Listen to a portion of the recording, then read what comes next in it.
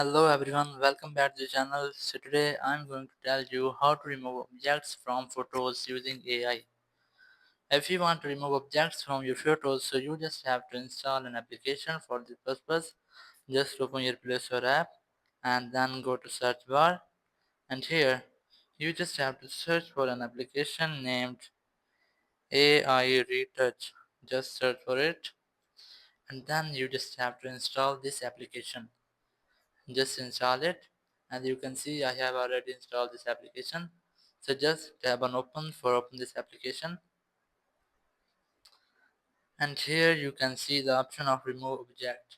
Just tap on it, and now you just have to select the picture you want to edit. As I want to edit this one, so just I have selected this. So now tap on AI remove, just tap on it, and now you just have to select the things you want to remove. Just scroll down and then it will be removed. Just tap on remove, and then it will take some moments to remove them.